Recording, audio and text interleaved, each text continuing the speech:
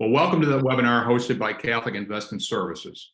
Thank you for joining us today for a discussion of the Mensuram Bonam, the call to action for Catholic investors that was recently issued by the Pontifical Academy of Social Sciences. My name is Tom Lanctot, and I am privileged to serve as Chief Executive Officer of Catholic Investment Services. My colleague, Zela Astarjan, has done a great job organizing this program and is at the Zoom controls. Catholic Investment Services was founded by some of the investment industry's most respected leaders to address the investment challenges faced by Catholic organizations.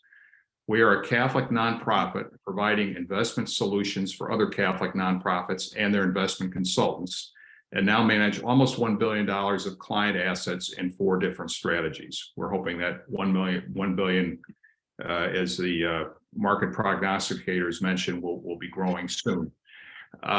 Enormous thanks to our distinguished panelists, whom you'll meet shortly.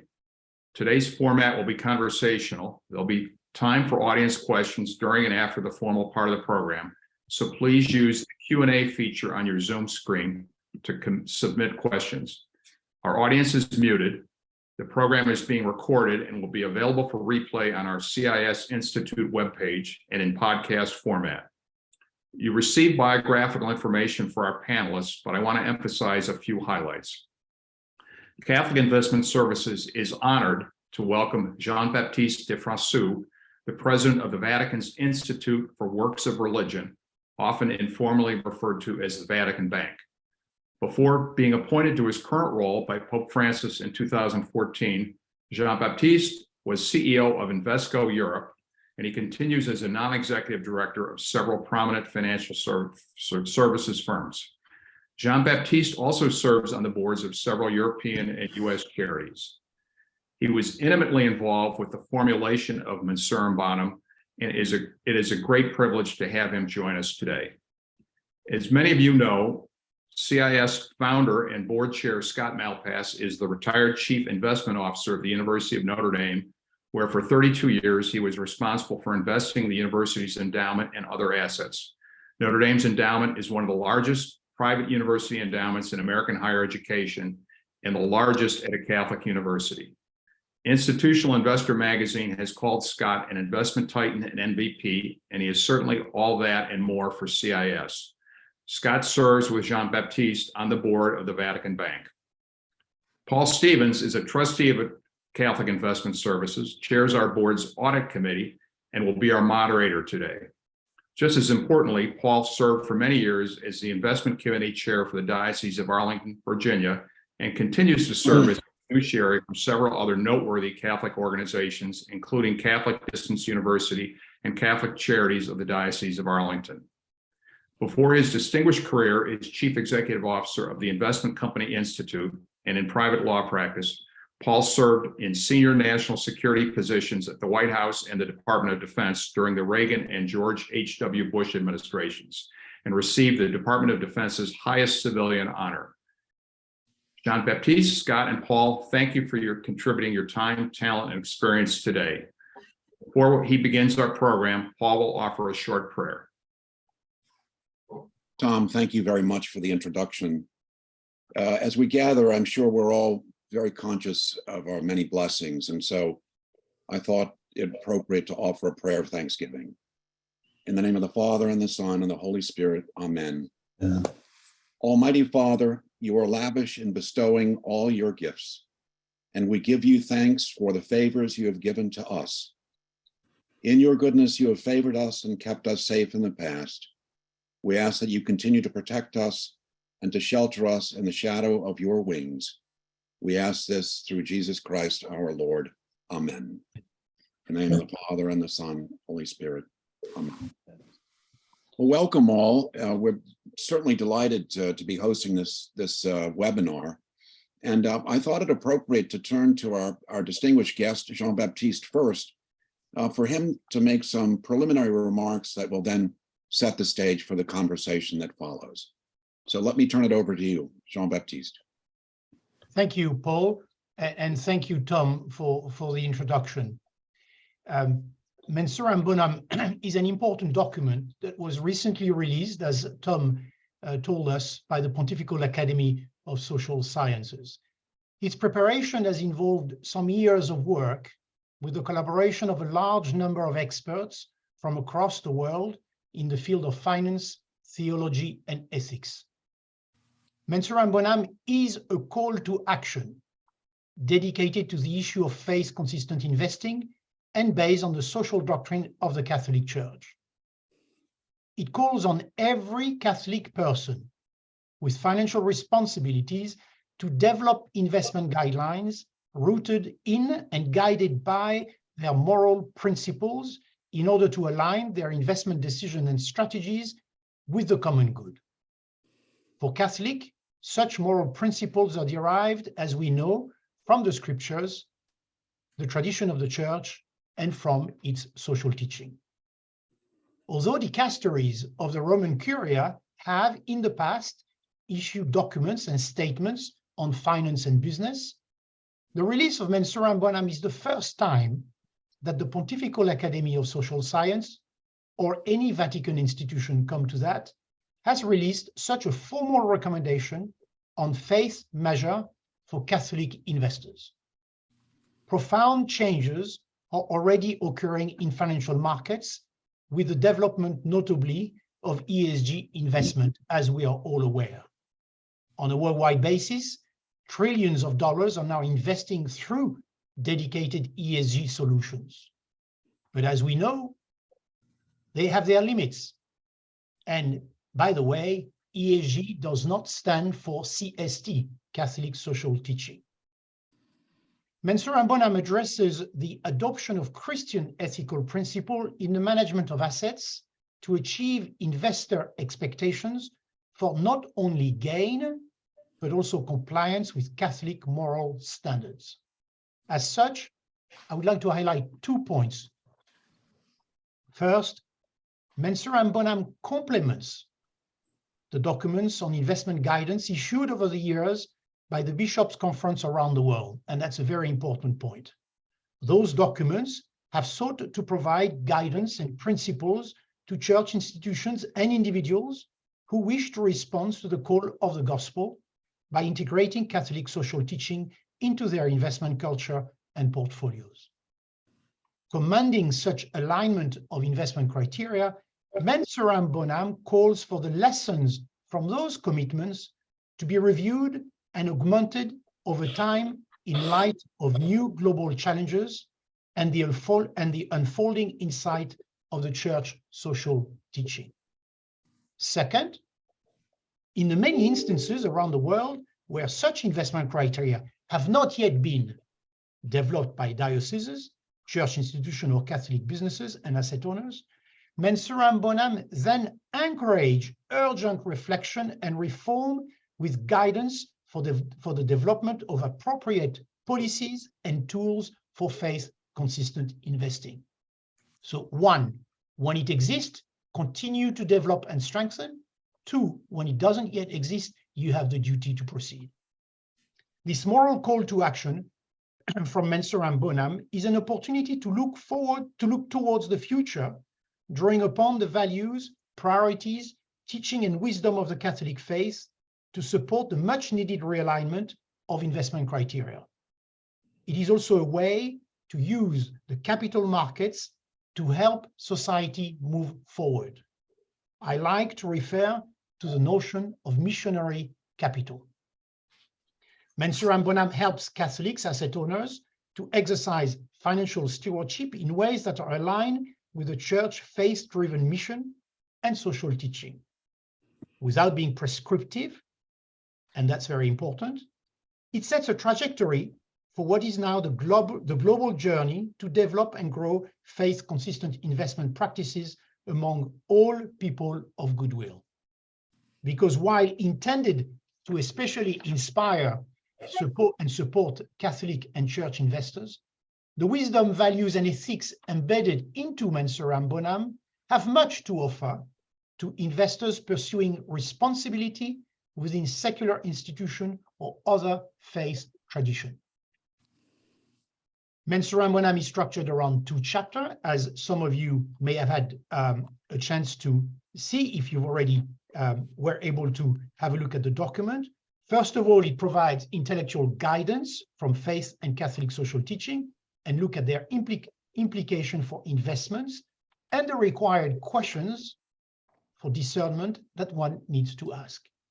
In the second chapter, Mensuram Bonam looks at the practical guidance for the development of a new investment culture.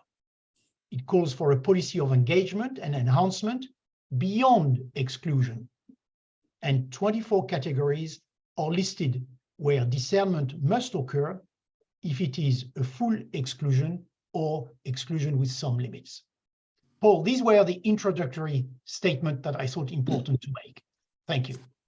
Jean-Baptiste, that's excellent. It really does set up the conversation. And I do want to cover both the, as you call them, the chapters of Mensuram Bonam, to talk about the context of the faith in which this is set, and then also some of the practical suggestions and guidance. And hopefully we can set aside some time at the end of our conversation to hear what next steps are. But I want to start with the question that I'd like you to reflect on for a bit. One of the things that's very clear in the document, and it says so explicitly, is that no investment can ever be considered morally neutral. Now, that's a pretty extraordinary statement. And I wonder if you would, from your perspective, provide the context around that categorical assertion that every investment decision is a moral decision. Well, I think it is so obvious to a certain extent that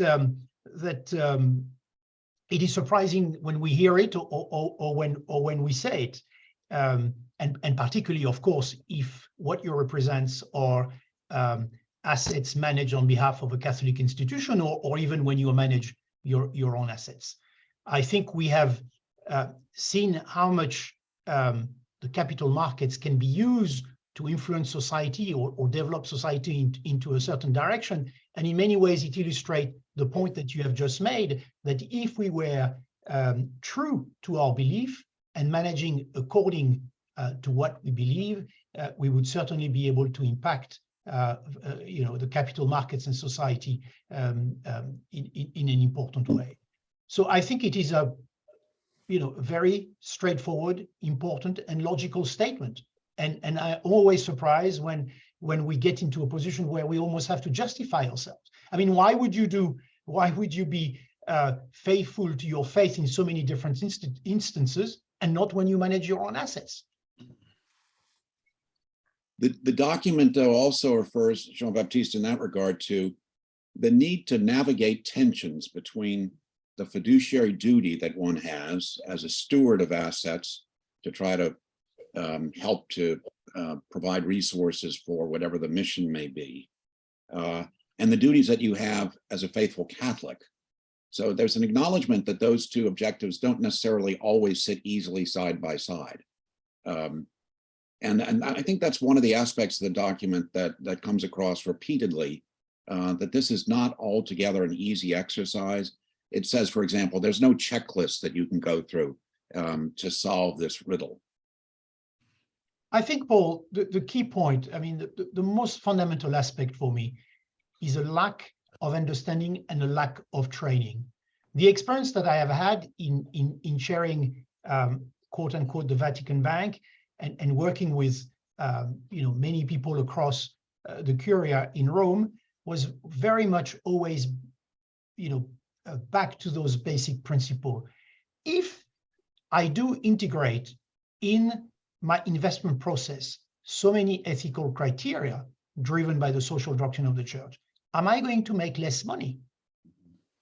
And I find the question valid if you talk to just anyone, but I always found the question almost shocking when you are talking to people within the church. I mean, again, isn't it that obvious that our fiduciary responsibility is not just one of absolute performance, but it is one of a balance between objectives and ultimate risk performance returns. And Scott, you lived this vocationally at the University of Notre Dame. Notre Dame's a massive enterprise with lots of financial needs. serving a global constituency and looked at as a flagship institution of education for the Catholic Church. So you had this tension in spades, I suspect. How did you philosophically approach it as the head of the Notre Dame Investment Office? You know, as Jean-Baptiste was speaking, I started thinking back, excuse me, when I first started as CIO in 1988.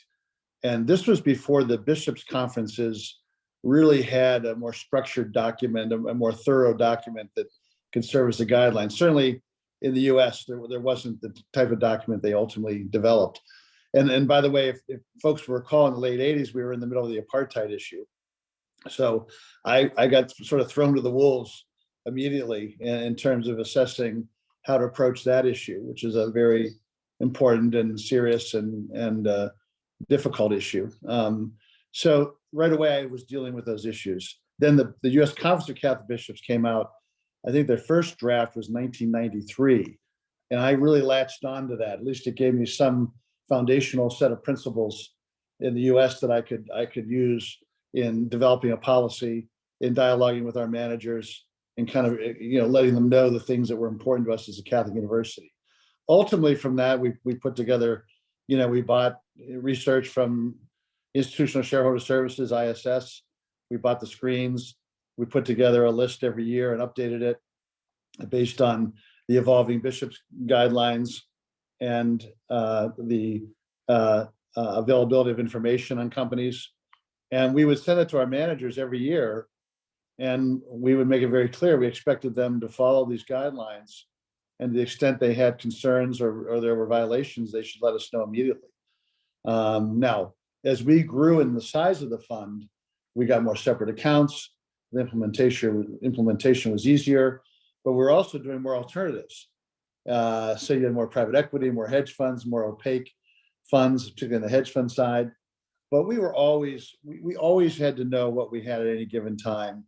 And we dealt with individual issues as they arose. And we ended up terminating managers over time because they were not in compliance and they wouldn't be in compliance. And we were able to, over time, we were able to put together a set of top investment firms that we felt comfortable, understood not only the spirit of Catholic social teaching, but the requirements we had as a Catholic institution. But it really evolved over time and was challenging. We had, every year we had a serious kind of offsite, sometimes with our investment committee, just to review these issues and talk about the way forward. I was lucky at Notre Dame, I was very fortunate. We have a very large theology department, and I had 40 plus faculty there I could consult on Catholic social teaching and those issues as I needed to. And that was certainly very helpful. You know, one of the extraordinary things, Jean-Baptiste, about the document to me is that it really calls for the development of a new kind of competence in the investment world. And there's the technical expertise, which we all understand and value highly. People who understand markets, capital markets, maybe experts in the equity markets, public markets, private markets, finance, whatever it may be. But then there's also this emphasis upon the need for prayerful reflection. How do you set all that in a context? And it seems to me many institutions, even those who are very conscientiously excluding investments that the Catholic bishops in the United States, for example, have said are not in keeping with Catholic social teaching, that's still yet another leap to add that form of prayerful and reflection and to truly incorporate it, and we'll get to this in a moment, into the whole investment program. That's a different spin on this, I think. I don't mean spin in a negative sense, but a different take, if you will, than I've seen in the past. And it makes this document, I think, particularly striking. Could you comment on that? It is true. It's a very important part of the statement made by Mensuram Bonam. Of course, you know, we talk about ensuring that the entire process is set properly, objectives are described, and then you go on and select either the external fund manager you're going to work with, or you start constructing your portfolio in the light of your risk profiles and so on and so forth. So the whole chain of decision making, of constructing and managing a portfolio, are very much described. Again, remembering that Mensuram Bonam is not just addressing those that know and already do it, but it's also about those that don't know and haven't yet done it. So we're also trying to hold everybody's hands. But coming from the church, coming from the Pontifical Academy, that dimension of prayer is very important. And certainly in our exchanges, in the working groups that we have had, probably this is about 6 years in the making, Mensuram Bonam, of exchanges and conversations with all sorts of experts, as I said, across the world. That element of prayer has always been mentioned as an important one of discernment. Now, some would attach more importance to this than others, but it certainly needed to be there, needed to feature preeminently in that document. I want to get to the practical guidance here in a moment, but I found another aspect of the discussion to be striking as well. It's the notion of ROI squared. It's return on investment and return on integral development. Can you elaborate on that, Jean-Baptiste?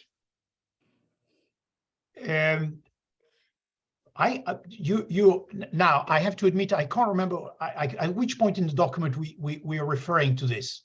This is in the first chapter. Right. This again is an aspect of thinking about the return on investment, but not thinking of it solely in financial terms, yes, market performance, but in the larger benefits that are achieved. And that is an important context in the framework of the Catholic social teaching, the Catechism of the Catholic Church, the message of scriptures. And so it's a way of quantifying what you're achieving in your investments. That's not necessarily something that consultants will bring to you as they report quarterly on how you're doing. Yes, and that's the heart of of this document, and that's the heart of this call to action. It is not just about numbers, but by doing what we are, promoting, what we are preaching, we want to go beyond just the numbers. And this is also why this is not about only exclusion when we get to the more practical aspect of the recommendations of Mensuram Bonam. There's more to it. And I would say, Paul, just to add to that, when I first read the document, the word engagement just kind of, it was the most used word in the document, just really jumped out at me. And I think, years ago, it was hard to engage, particularly for smaller Catholic charities. They didn't have a staff to really implement it. They couldn't afford to buy commercial products to do the screenings. And so it was very challenging for investment committees to really understand, how do you engage on this? There wasn't the commercial product available for Catholics. There is a lot more product available than there used to be. Now, it may not be screened exactly the way Catholic Organization 1 wants versus Catholic Organization 2. There's an array of course, ecclesiology in the Catholic world. But it was a start. And so I think the document is basically saying that we understand all the limitations and concerns and how hard it is to balance this, but you have to start somewhere. And I think it's easier today than it was 20 years ago. I'm certain that's true. And I think Mensuram Bonam is a great contribution. I commend to our audience the matrix that's developed in the document, as it considers the aspects of Catholic social teachings and the implications that they have for the investment decision-making process. It's a great resource, unlike any other that I'm aware of. So let's move, if you will, to the practical guidance, which is an important part of the document, I think, an important part of its contributions to the debate. As someone who's developed investment policy statements for a number of different Catholic investment organizations, the challenge of doing so in the light of Mensuram Bonam is quite substantial. I mean, you know, Jean-Baptiste and Scott, what an investment policy statement looks like. I mean, it could be a quite a secular document. It's an aspect of articulating your risk appetite and your preference for investment restrictions and your expectations about returns and the like. But this encourages the development of a whole new kind of investment policy statement. And I'm wondering, have you seen such a statement? Is there one in existence? Is there a model to work from here? Or is that something that it will be developed over time. No, Sorry, go ahead, Scott. No, Scott, go ahead. Oh, I was just going to add that, we started CIS, as you know, to help institutions solve this problem. And as part of that, in talking with dioceses and large Catholic groups and medium-sized and small Catholic groups, we would look at their investment policies, and most of them had language about having a socially responsible approach. But in fact, they weren't really doing anything, because of limitations I alluded to earlier. So I think people really are looking for more guidance. And I think Mensuram Bonam starts to really provide that. Sorry, Jean-Baptiste. No, that's absolutely correct. And this is why, going back to what Paul was saying, there are pages for those that have Mensuram Bonam. I was just looking at the page 22 and 23. There is this list of Catholic social teaching principles, and then their implication for investment and where the questions for discernment come up. And that's part of the point that you've raised, but that leads into this notion of how am I going to construct my investment process in order to integrate all those aspects. And that's what's so difficult in trying to construct a Catholic faith consistent investment portfolio. We know it is already quite difficult to build an ESG portfolio. We know all the challenges and all the different perspective that one may take. Of course, the perspective are not as large in many ways when you look at a Catholic, when you look at a potential Catholic investment portfolio. But you have to go through that process. You have to ask yourself all those questions, and you have to be able to adopt, to adopt a very strict basics and principle in order to move forward. Now, in the making of Mensuram Bonam, we had an opportunity to talk to our friends from other Christian denominations, and particularly some of the Protestant church in Europe. And we found that in many cases, they were more advanced than we were. And that exchange and that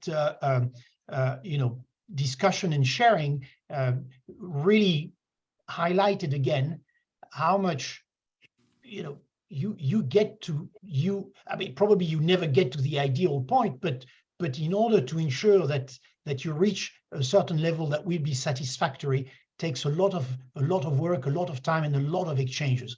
Talking and sharing is going to be very important for those that really want to put in place a faith consistent investment portfolio that follows the Catholic social teaching of the Catholic Church.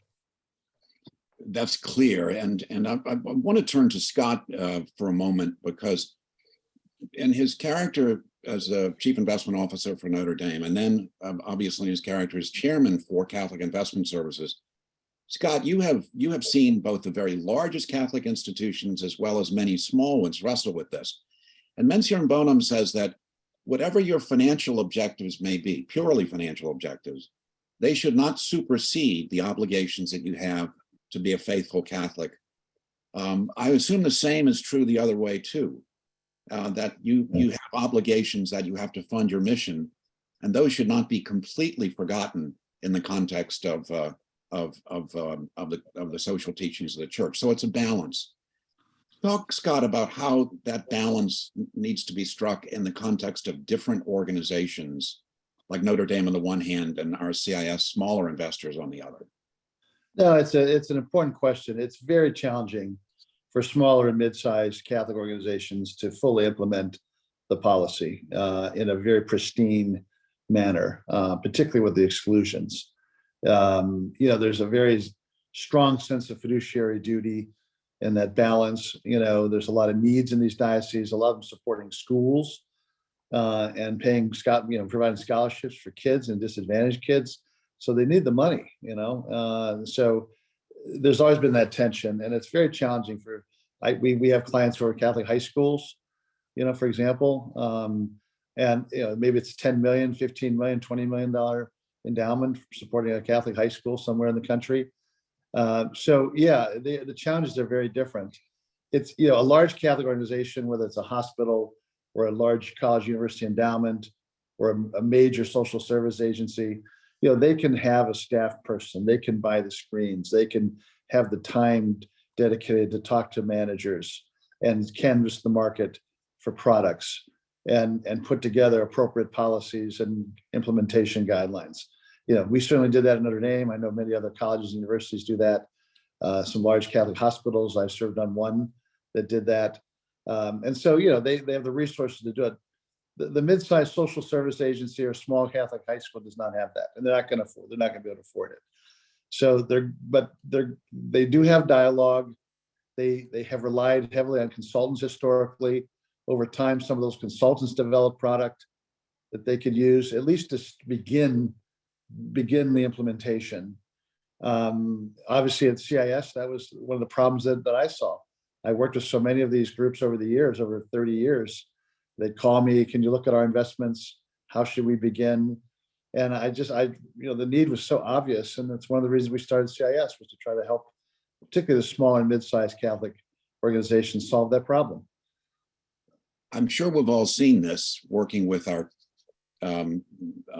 religious orders or diocese or archdiocese. The people around the table who have the sense of Catholic social teaching, the theology behind all of this, lack the financial expertise.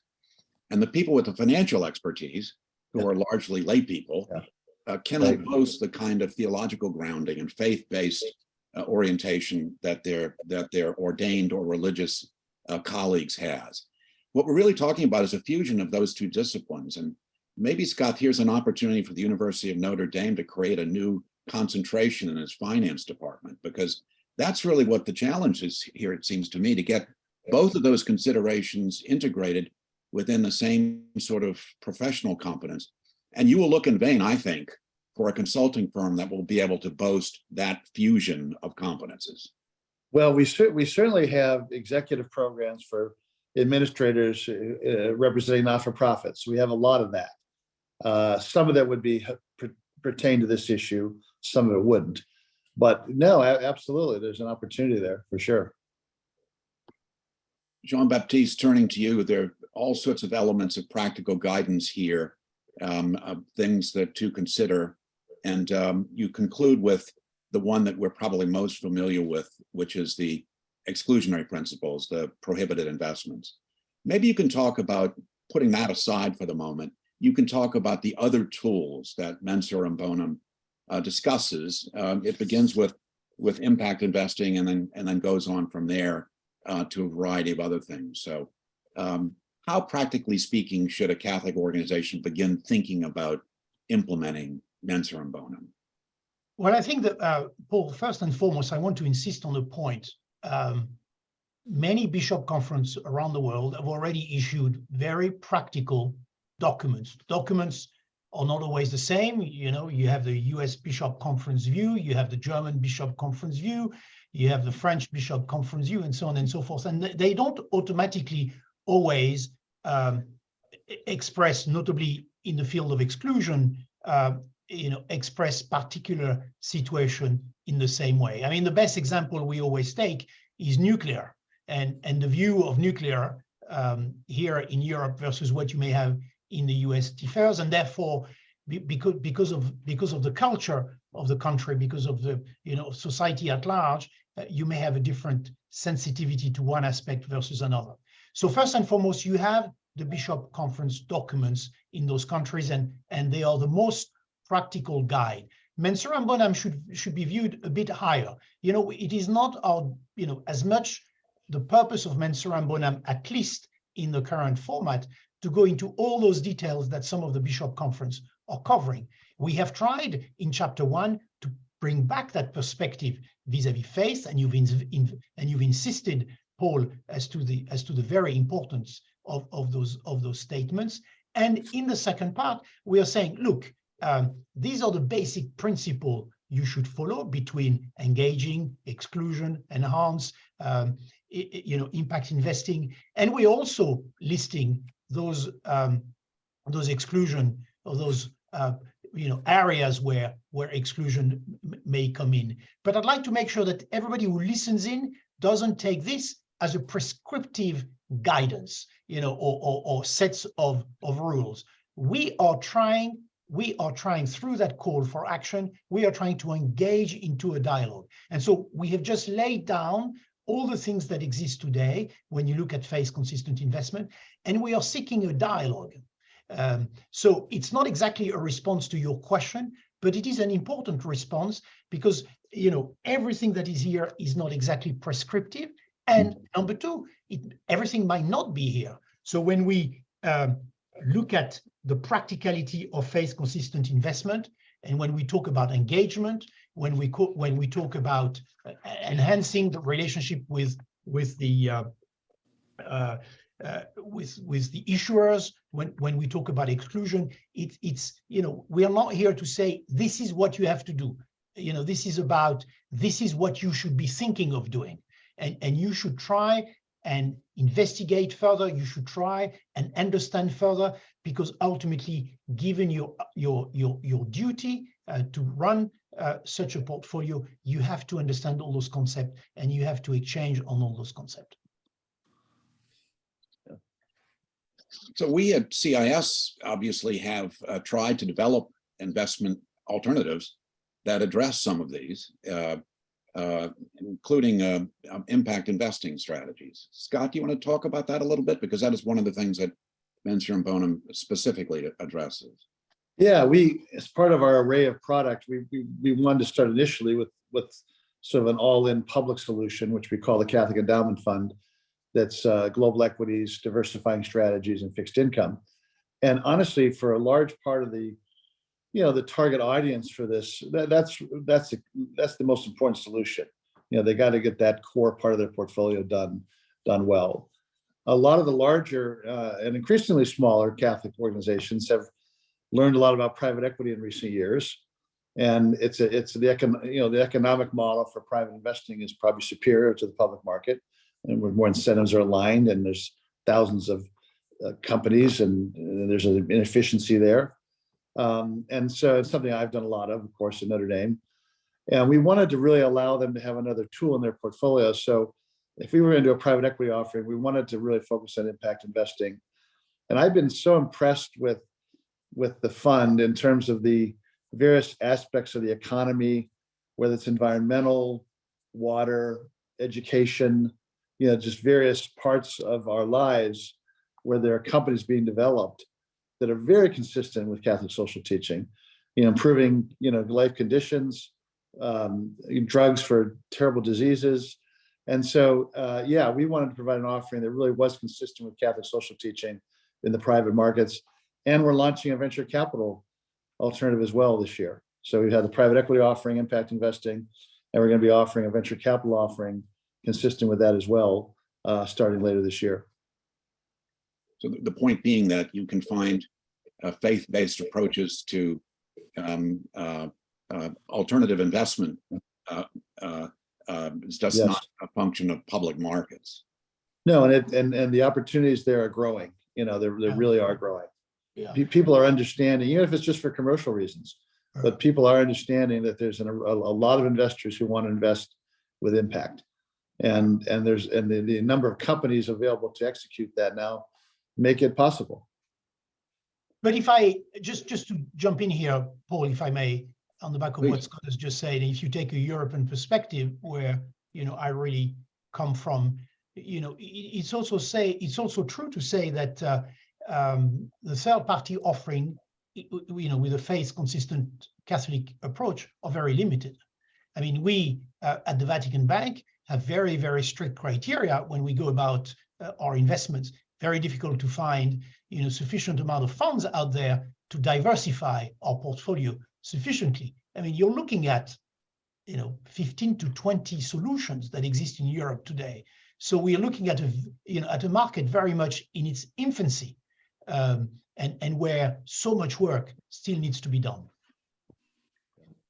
I would not say that our market in the United States is mature by any means, Jean-Baptiste. So yes, there's a lot of distance yet to cover. And that links also, Paul, I apologize, but that also links with you know, accessing the relevant information and data, which is not easily done.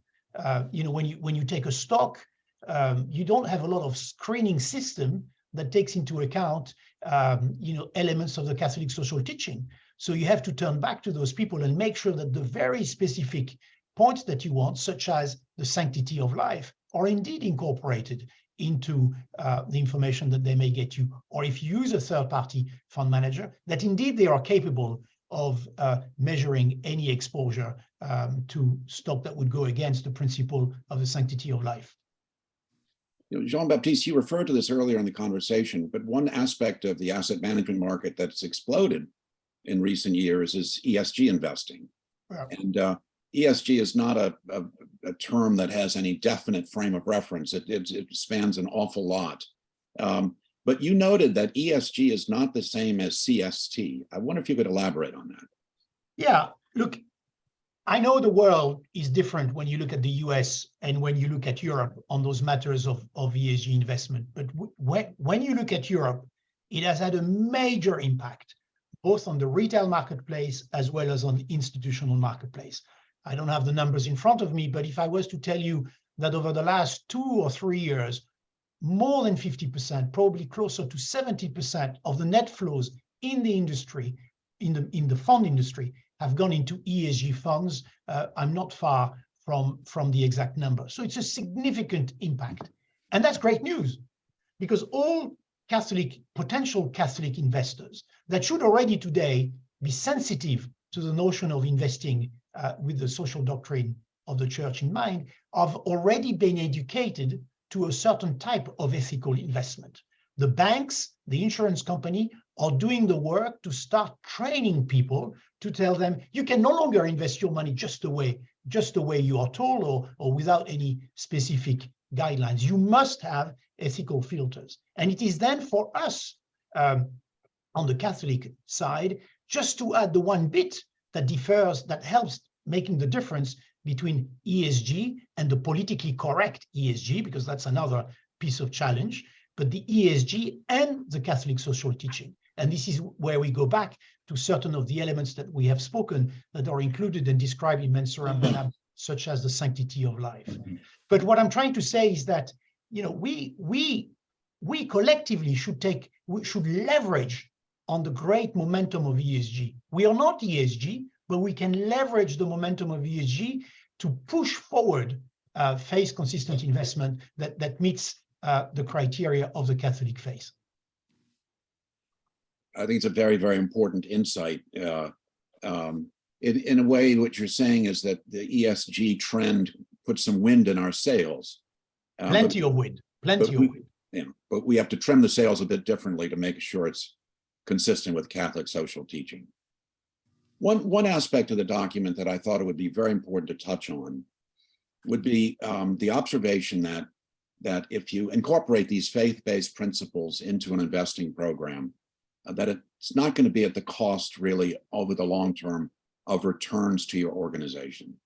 There's a sort of a categorical statement that seems to be demonstrated, and I'm not sure everyone on this audience or around the markets would necessarily agree with that. But it struck me when I read it. So Jean-Baptiste, was that a subject of discussion? Because it is an important insight that the document offers. Yeah, it's a very important point. And I'm just going to say a few words. I'm sure Scott would need to jump in with, you know, adding some perspective, because it's such an important aspect.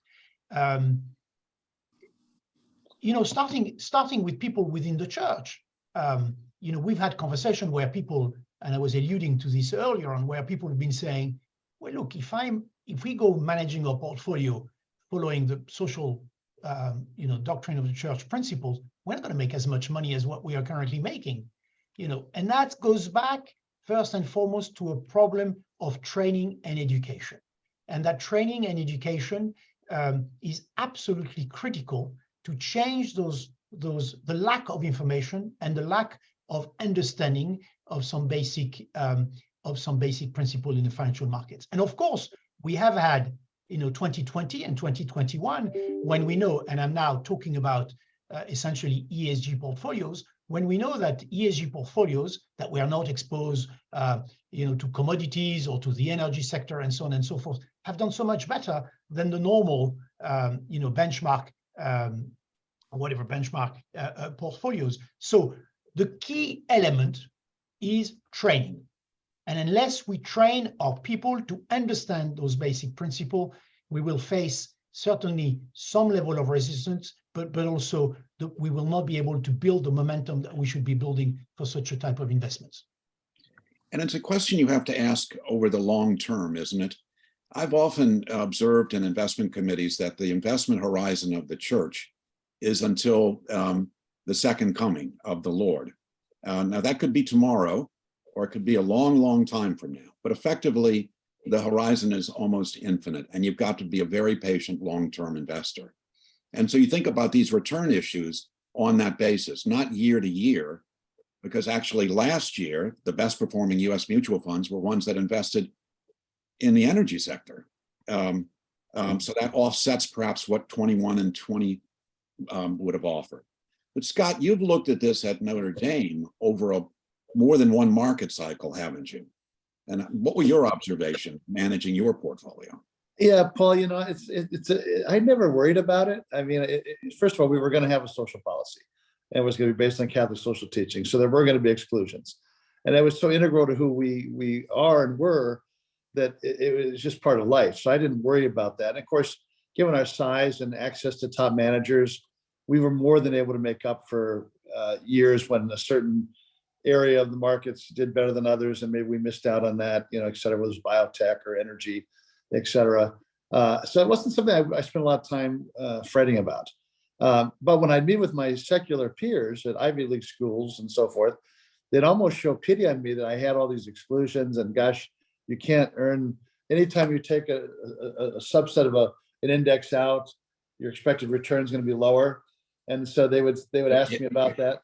David Swenson was always expressing his sympathies towards you, right? Yeah. So, but I will tell you, at least in the university world, as faculty and students started to become more socially conscious, I presented to Ivy League investment committees on how we did it and the principles of it, because they had to develop social policies. They may not have been based on Catholic social teaching, but they had to have a social policy and had to be real, because governance constituents within the universities were demanding it. So they sort of got religion over time. But you may not have worried about it, and knowing you, I'm sure you didn't. But objectively speaking, how do you think you did with your screens? If we did the numbers, and for a while I would do the numbers each year, and look at how did tobacco do or how did biotech do, and over the long haul, I didn't feel it diminished our returns at all on that basis at all. Some years they were good, some years they were poor, but I didn't feel it diminished our returns at all. And then I went beyond that because of our access to top managers, but I didn't feel it was an issue in terms of returns. I want to ask one question that perhaps we'll go to the audience, because we've got a lot of good questions that have come in. Jean-Baptiste, you had an organization which is well known. Its financial history is it's had some troubled moments and over time. But obviously, under your leadership, there's a strong commitment to your investing on behalf of the Holy See to be consistent with these principles. So just to ask, where's the Vatican Bank itself in this process? I think you're on mute. Sorry, Paul. I said we are reasonably well advanced, but as I said before, it's a journey. So we got on the train, we've left the station. With the help of Scott, we have done a lot of work in fine-tuning the work we are doing. But we also have to acknowledge the fact that, as I was saying earlier on, it is difficult to either find the product we would like to find in the marketplace, or it is difficult to find the amount of data that we need to screen, the paper that we are investing in. But the basic message really on this is, it's a journey. We've really done the hard work of the beginning. We've had major US consulting firm, in fact, one major US consulting firm, come and audit our entire process. And we've got extremely good scores. And it wasn't done as a favor. There was just a normal professional review of one's investment process. and portfolios. So we feel proud of what we have achieved, but we know again and again that the journey is not finished, and we will continue to improve. And with the market maturing in Europe, more solutions being made available to us, that will enable us to continue and improve. But our returns for 2022, going back into an earlier question that you asked, our returns in 2022 with those very strict guidelines in place were very satisfactory. The average, good old balanced fund, we are on average, our clients are very cautious, the type of clients that we have. So the major portfolios we have are some sort of balanced products, have done very well in absolute and relative terms in 2022. So we feel proud of where we are. That's excellent. Yep. I want to make sure we get to Jean-Baptiste to ask what next steps are. But Zayla, maybe you could turn to some of our audience questions at this point. Thank you. Fascinating discussion. We have a lot of questions. I don't think we're going to get to all of them, but there were several about screening, and I'm just going to try to compile them here. One question is, how do you vote over screening, and what, and they were saying the difficulties of including or excluding companies given the large sizes, and how do you manage that? And some companies can do good as well as bad. So how do you do that? And Scott, I think maybe this question is more directed to you. Well, no, actually, Jean-Baptiste was talking about exactly the same thing moments ago. Yeah. I also saw a question about how CIS has evolved in our approach, Yes. Given Mensuram Bonam. And I guess there's two things we've done. We've done a thorough review of our approach. We've added some additional restrictions in the process, I think related mainly to firearms and climate, which actually started with Lanctot C, but we did add some additional restrictions, and also just reaffirmed our commitment to providing affirmative product, if you will, like an impact investing fund, Exactly. which is more of a positive approach. So we've redoubled our commitment to providing product to our clients that does that as well. Did anybody else want to add to that? There was also another question which I thought would be interesting.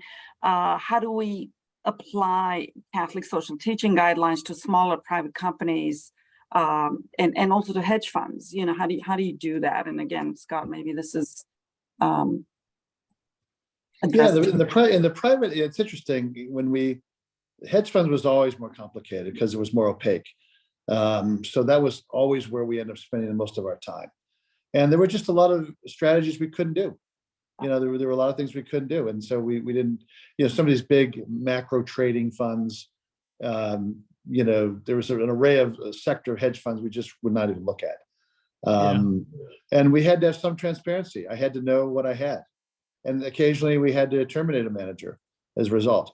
In private equity, honestly, in venture capital, in lower middle market buyout funds, which we did a lot of, there were very few companies that were really a problem. And we had negotiated with our private equity partners that we could be carved out of individual deals if they were a violation. And I think that happened twice in 35 years. So the private markets ended up being fairly clean, because a lot of the business, a lot of the businesses that we don't want to invest in as Catholics are not particularly good businesses, most of them. And of course, Scott, when you look at hedge funds and other types of sophisticated investment, you always have the issue of speculation. Where speculation starts, where is it finished? And positioning one portfolio vis-a-vis the issue of speculation is also a delicate and important one. Absolutely. And Jean-Baptiste, I think this question, you addressed this, but maybe you can get into more detail. Can you comment on how this paper can complement the U.S. bishops' guidelines? It appears to go much further than many existing guidelines from the bishop. Is there a dialogue taking place? I know you mentioned a meeting in June, but can you elaborate on that? Yeah, so first, Mensuram Bonam is not here to substitute the documents published by the various bishop conference. First and foremost, look at your bishop conference, recommendations, paper, whatever. That's the starting point. Mensuram Bonam, however, tries and bring everybody together. One of the specificities of the Catholic Church is it's a completely decentralized organization when it comes to worldly issues such as finance. And so what we're trying to do here is allow for a dialogue.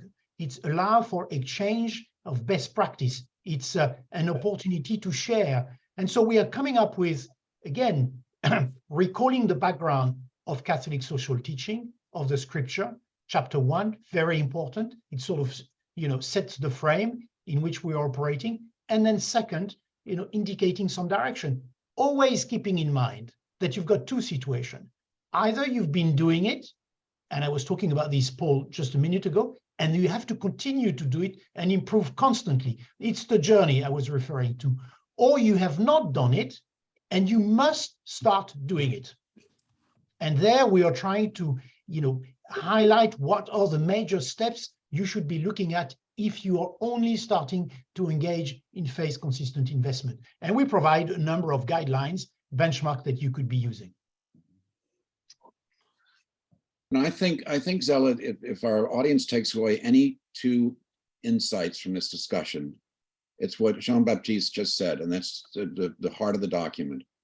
If you're doing it, do it even better over time. And if you're not, start now. Definitely.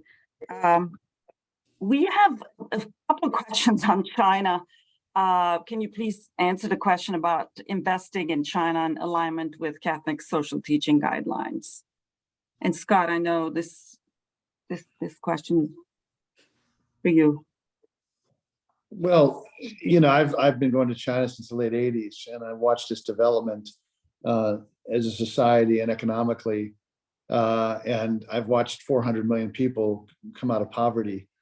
And one of the things that when we started investing in emerging markets, I talked to theologians and economists, and they all supported it, because at least the ones I talked to supported it, because they knew that any advancement in these countries was going to be due to economic advancement and jobs and opportunities. And so being a part of that, I found very rewarding. Now, governments, individuals come in and out of these countries. Some are better than others. We see that every country in the world. Right now, China, I believe, is going through a very difficult time. I think it's worth monitoring. It is the second biggest economy in the world. I've always worked with great people there, ethical, high value people, or faith-filled people. So I've never had any trouble with the people I've worked with. But in every society, there are problematic actors and policies that we don't agree with. And that's almost everywhere. So I do think, though, it is worth some additional reflection. Maybe it's not for everybody, but I do think over time, China will play an important role in the world's advancement economically. And to the extent that they can rise and do that with some sense of ethics and values, I think that would be positive.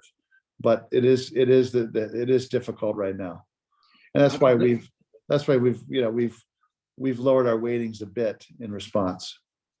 I don't think we should put Jean-Baptiste on the line for this question, but I would say that in my perspective, if prayerful reflection is an important part of the investment policy, then China gives more occasion for prayerful reflection these days than it may have in the past.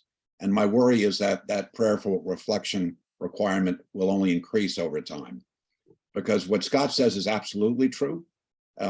But there have been counter trends, particularly under the current Chinese leadership and the position of the Communist Party and its armament and its treatment of its neighbors and all sorts of things that to me are very worrisome. So it's no surprise that the report in the news today is how much bond investors have withdrawn from the Chinese bond market. And that's a market reaction, not a Catholic faith reaction. Right. Tom, we're at the top of the hour. Yeah. Paul, did you want to ask one more question about next steps? Yes, I did. Thank you, Tom. Jean-Baptiste, this has been absolutely fantastic, and I cannot thank you enough on behalf of CIS for joining us. Your contribution has been really terrific, and it's given us such a better understanding of this landmark document that you've had a hand in producing. Could you spend a few minutes as we conclude telling us what's next? What are the next steps for Mensuram Bonam? So as I said at the beginning, Paul, this is a call for action. So it has to be the first step of hopefully many steps to come. Different initiatives are being considered as we speak at the Pontifical Academy, and I am sure that when things are being confirmed and we know what exactly those steps will be, that it will be made public.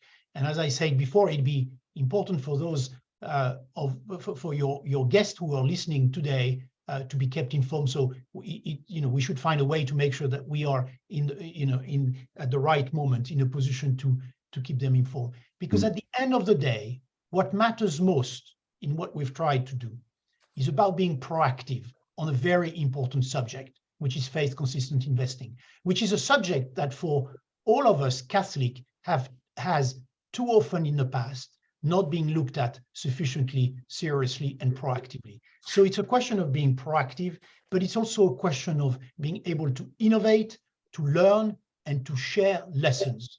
And any further steps, I believe, that will be taken will be centered around those principles. This is not the Bible, Mensuram Bonam. This is not a top-down push on every Catholic investors across the world. This is a call to share, a call to work together, a call to try and make sure that we collectively can better invest our money for the good of society. And by the way, we're not just talking about exclusion. It goes beyond exclusion. It's also very important that very often people may just say, faith-consistent investment, you're just going to be about exclusion this and exclusion that. No. It goes much beyond, as we've discussed, exclusion, but it is essential that we create that momentum of sharing and working together. And by the way, not just amongst Catholic, but amongst the Christian family, because we have, as I said, mentioned in the past, experience that we have much to learn also from what our brothers of different Christian denominations have been doing. And I think that's ultimately the objective of Mensuram Bonam.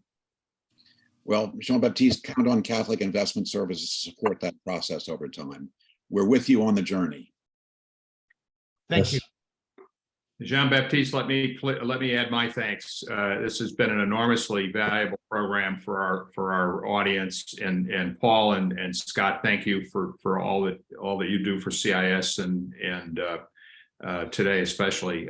To our audience, we'll try and follow up on any unanswered questions. We'll be circulating a recording of the call. We'll also be inviting you to fill out a survey that will allow you to be updated from time to time by the Pontifical Academy about, again, the next steps that Jean-Baptiste just mentioned. So please fill out the survey, and if you don't, we'll get the information to you in another way. But thank you to our audience for joining us today. You have our best wishes for the new year, and that concludes our program. Thanks again. Thank you all for Thank you. Thank you all for listening in. Thank you. Thank you.